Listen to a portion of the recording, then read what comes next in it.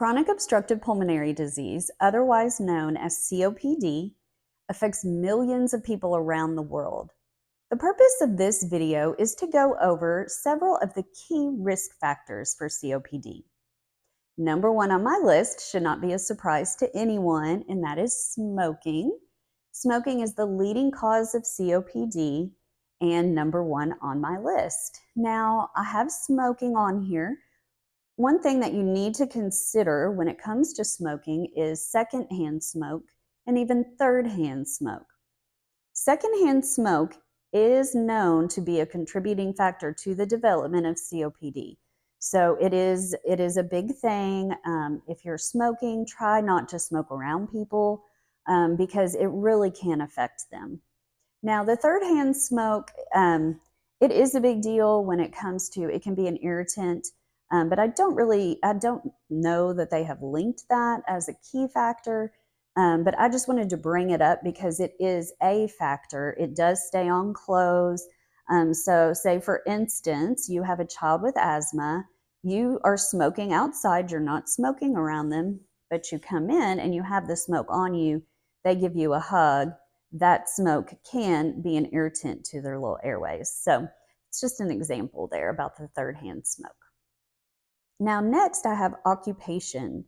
So there are lots of occupations actually that expose you to things that can damage your lungs. Now, it used to be that you worked around stuff and you had no idea that it was bad for your lungs. But now most people they are cognizant of the fact that they may be working around things that can hurt their lungs. Usually the employer is going to tell you, and they're going to provide protective equipment like a mask to wear while you work. But some examples of some occupations would be coal mining is probably the number one, construction workers, plant workers, any kind of factory workers. Also, you work around cars where you have all of the fumes, and even housekeeping, cleaning, because you're around those chemicals all day, every day. As well as people who do hair, those chemicals can actually mix together and make a fume, and you can inhale that.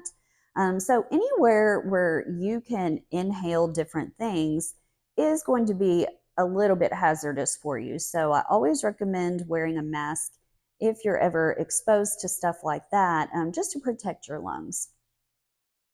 So on that same note, I have air pollution. This obviously is one that you can't do a whole lot about. Cars, different trucks, plants, factories, these things do release things into the air. Wildfires, that's something you cannot help, and that will travel for miles and miles and miles and miles. You could be nowhere near the wildfire, and it will be in the air that you're breathing. So air pollution is a big one. I do know that there are several apps that you can download on your phone. They are air quality apps, and you can check those, and it'll actually tell you kind of how the day is going to be as far as the air quality. So I think that's pretty cool. If you suffer from breathing problems, it might be a good idea to download one of those just to check it out and know when the best times to go out is. Might be helpful. Next on here, I have genetics. So there is one thing that can be passed down that can cause COPD, and it is called alpha-1 antitrypsin deficiency. This is something that the doctor will check. If you have it, they will let you know that you are at risk for developing COPD if you do have this. So it used to be that they really didn't check for it, but I do think it's becoming more and more common that, especially if you develop COPD at a young age, it's more common that they are testing for this deficiency. But that is one that I wanted to add on there just in case you haven't heard of it. It's not a bad idea just to kind of look into it so you can see what it is.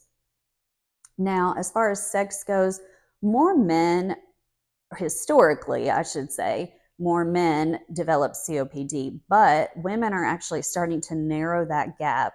Don't know why, but it is happening. So it used to be that men were way higher, but now it's going to be evening out soon, probably. Now, if you have a poor lifestyle, it can be a risk factor for COPD. So, this entails a lot of different things, but inactivity, if you're eating a poor diet, and the reasoning behind that is that those are things that can negatively affect your breathing. So, if you have other things that will predispose you to develop COPD, these other little things are just going to make it that much worse. So, it's always a good idea to eat a good diet, to be active so that you are just, you are basically being healthy as you can, so that if any of these other things start to come up, at least you've got that good solid foundation to go off of.